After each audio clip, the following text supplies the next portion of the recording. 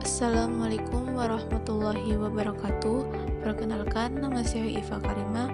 Saya dari Prodi Bimbingan Konseling Pendidikan Islam, Fakultas Tarbiyah Universitas Islam Bunga Bangsa Cirebon. Ingin sedikit memaparkan materi konsep dasar teori kepribadian Erikson untuk memenuhi tugas mata kuliah teori kepribadian.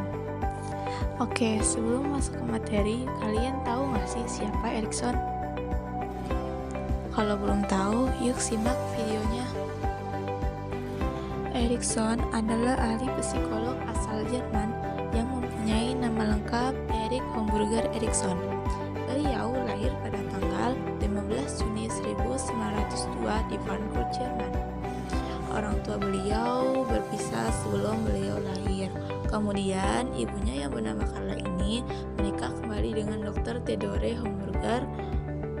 Lalu mereka berpindah ke Jerman Selatan. Erikson menyelesaikan pendidikannya di gimnasium pada usia 25 tahun. Kemudian Erikson diundang ke sekolah swasta di Wina untuk mengajar di sana.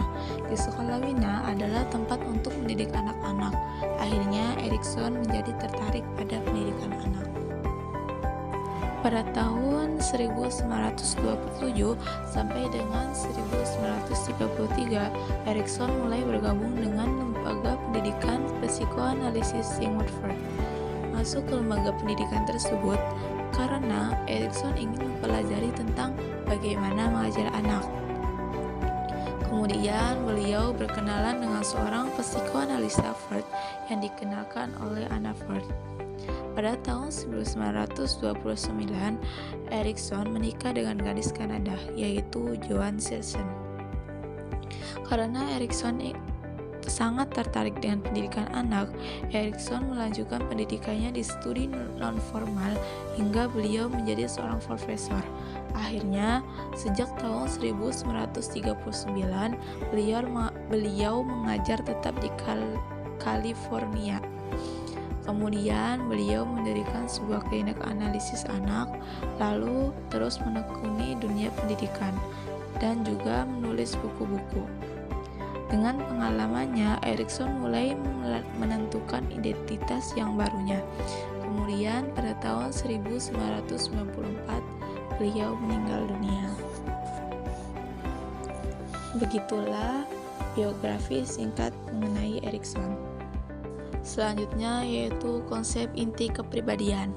Konsep inti dari kepribadian Erikson adalah konsep perkembangan psikososial. Teori psikososial Erikson merupakan perkembangan lebih lanjut dari psikoanalik Sigmund Freud. Psikososial adalah teori yang berhubungan dengan perkembangan individu, mulai dari pemikiran, reaksi, interaksi, dan lain-lain yang terjadi dalam kehidupan yang dibentuk oleh lingkungan. Teori perkembangan psikososial terdapat 8 tahap yang berfokus pada interaksi sosial dan konflik yang terjadi pada tahap perkembangan untuk melihat bagaimana perubahan atau pertumbuhan seseorang hingga akhir hayatnya. Perkembangan psikososial terdiri dari 8 tahapan, yaitu yang pertama, kepercayaan dasar versus kecurigaan dasar. Pada masa ini dimulai dari anak baru lahir hingga 1 tahun. Yang kedua yaitu otonomi versus rasa malu dan ragu-ragu. Pada tahap ini mulai sekitar umur 1 tahun hingga 3 tahun. Dan yang ketiga yaitu inisiatif versus rasa bersalah. Pada tahap ini dimulai pada umur 3 tahun hingga 6 tahun. Yang keempat yaitu kerajinan versus rendah diri. Dimulai pada pertengahan masa kanak-kanak, yaitu 6 tahun hingga 12 tahun. Yang kelima yaitu ikatan identitas versus kebimbangan peran atau krisis identitas. Pada tahap ini mulai dari 12 tahun hingga 18 tahun. Yang keenam yaitu keakraban versus keterasingan, mulai dari 19 tahun sampai dengan 40 tahun. Yang ketujuh yaitu generativitas versus stagnasi, yaitu mulai pada 40 tahun hingga 60 tahun. Dan yang terakhir yaitu integritas ego versus keputusasaan. Pada masa ini yaitu dimulai 65 tahun hingga akhir hayat. Nah, begitulah konsep inti kepribadian dari Erikson. Selanjutnya yaitu ada hakikat manusia. Erikson adalah ahli teori kepribadian yang menggambarkan kekuatan dasar manusia dalam pandangan yang optimis. Erikson menyatakan hakikatnya manusia tidak digerakkan oleh energi dari dalam, tetapi dilahirkan untuk merespon berbagai rangsangan. Erikson juga percaya bahwa manusia akan sukses dan mencapai cita-citanya karena manusia punya potensi atau ambisi untuk mencapai harapannya. Walaupun manusia juga tidak bisa terhindar dari krisis kecemasan karena ada kekuatan instinktif. Begitulah hakikat manusia menurut Erikson. Selanjutnya yaitu ada faktor penentu kepribadian. Menurut Erikson, kepribadian itu dipengaruhi oleh faktor lingkungan atau faktor sosial. Karena menurut Erikson, lingkungan itu bisa menentukan bagaimana kepribadian seseorang. Lingkungan juga adalah tempat di mana kepribadian individu berkembang dari manusia baru lahir hingga tua. Faktor sosial juga berpengaruh dalam membentuk kepribadian seseorang, seperti orang-orang terdekat di sekitar individu, seperti orang tua, keadaan keluarga, guru, teman, dan kebudayaan. Hal ini bisa berpengaruh pada perkembangan individu. Kemudian, perkembangan psikososial juga dihasilkan dari interaksi dengan masyarakat juga. Pengalaman yang dihadapi dalam kehidupan sehari-harinya. Begitulah faktor penentu kepribadian menurut Erikson. Selanjutnya yaitu dinamika kepribadian. Selanjutnya yaitu ada perkembangan kepribadian. Berlangsungnya tahapan perkembangan kepribadian menurut Erikson itu dibagi menjadi 4 tahapan. Yang pertama yaitu ego itu berkembang dengan kekuatan sendiri. Artinya tidak seperti yang dikatakan Freud bahwa ego itu banyak dipengaruhi oleh ID. Yang kedua yaitu pertumbuhan ego yang normal adalah ketika keterampilan anak dalam berkomunikasi itu berkembang.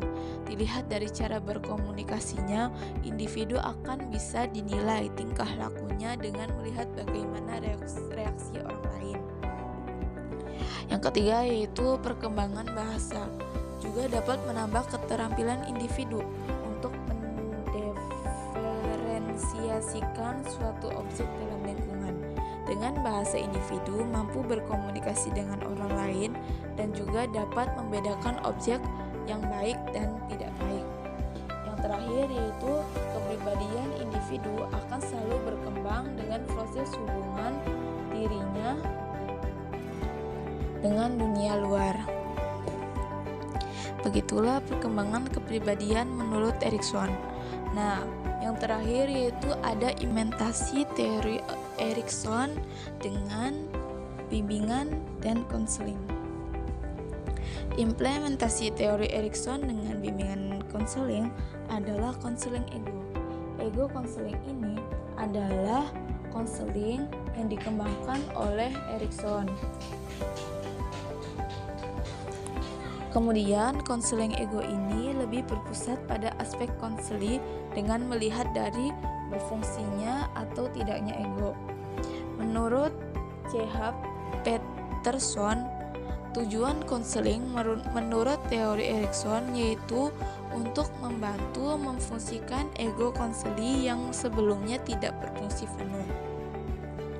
Hansen DKK juga menambahkan bahwa tujuan konseling yaitu membantu merubah diri konseli sehingga terbentuk coping behavior yang dapat dikehendaki dan juga dibina agar ego konseli lebih kuat.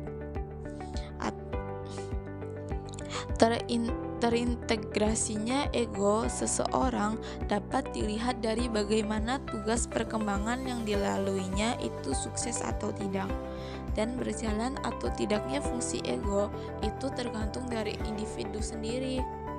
Ego yang baik itu adalah ego yang dapat menyesuaikan dengan lingkungannya. Begitulah implementasi teori Erikson terhadap bimbingan dan konseling. Nah, dari materi di atas atau teori kepribadian Erikson dapat disimpulkan bahwa perkembangan kepribadian ini ada 8 tahap yang dinamakan perkembangan psikososial, yang masing-masing pada tahap ini mempunyai krisis atau konfliknya masing-masing. Kemudian menurut Erikson, egolah yang mengembangkan segala sesuatunya. Jadi manusia itu berkembang tergantung bagaimana pertumbuhan egonya dan juga dibentuk karena pengaruh sosial atau lingkungan sekitarnya. Maka menurut Erikson ini, ego harus kuat agar bisa memenuhi tahap perkembangan dan juga bisa menyesuaikan dengan lingkungannya. Jadi jika ego ini kurang kuat, maka seseorang akan kurang berinteraksi, dan cara untuk menangani yaitu dengan konseling ego. Teori kepribadian menurut Erikson. Terima kasih sudah menyimak sampai akhir. Semoga bermanfaat. Wassalamualaikum warahmatullahi wabarakatuh.